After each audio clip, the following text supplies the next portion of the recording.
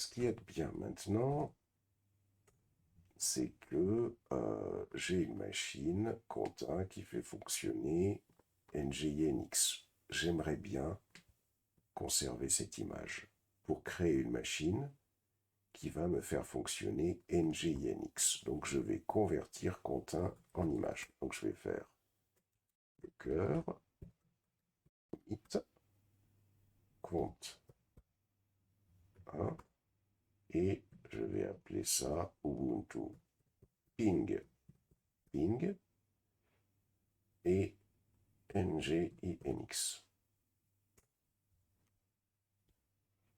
Voilà. Je vais maintenant supprimer tous les conteneurs. Docker, compte 1, compte 2. Normalement, il faut les arrêter, les conteneurs. Je répète encore, il faut les arrêter, mais c'est pas la bonne pratique. Mais écoutez, juste pour voir qu'on peut les supprimer avec "-f". Je vais faire un docker ps, il n'y a plus de conteneurs. Et maintenant, je vais créer un conteneur docker run et que je vais appeler "-name compte 1",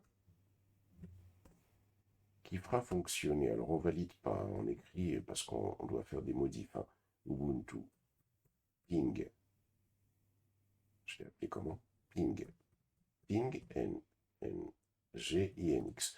L'idée c'est que je vais avoir une machine qui va me faire fonctionner Ubuntu ping NGINX. Ça c'est bien, mais ce que je veux, c'est que ici, on va le rajouter ici, je veux que le port 80-P 80 de la machine hôte, ma machine à moi, map le port 80 du conteneur. C'est-à-dire que tout ce qui fonctionnera dans le port 80 du conteneur fonctionnera sur mon port 80. Je valide. Je vais faire un docker ps. On voit que ma machine fonctionne bien et on voit que ça c'est ma machine hôte. Alors 000 représente toutes les interfaces de la machine, si j'en ai plusieurs. Donc sur le port 80 de ma machine hôte, eh bien, ce port 80 sera mappé au port 80 du conteneur. Voyons, si je fais un curl localhost, par exemple, ici, on voit que ça ne répond pas. Pourquoi? On va rentrer dans le conteneur docker exec -id. Le conteneur, c'est compte 1. Et ce conteneur compte 1, on va tout simplement faire un bash.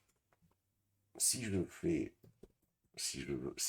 un curl ici, localhost, ça ne marche pas. Pourquoi? Il suffit que je regarde est-ce que le service NGINX est démarré. Service NGINX status. Il n'est pas démarré. Ça, c'est un problème qu'il va falloir résoudre. Il faut impérativement que nos services démarrent dès le démarrage.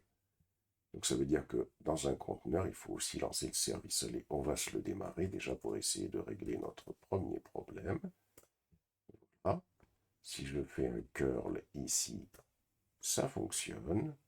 Et si je viens ici maintenant sur localhost, je vais taper localhost sur ma machine réelle. Ici, je recommence http il faut bien taper le http localhost et je valide. Et voilà, ça marche. On arrive donc à accéder au serveur NGINX. Très bien, il ne nous reste plus qu'à résoudre un problème. Comment peut-on faire démarrer un service NGINX en avant-plan?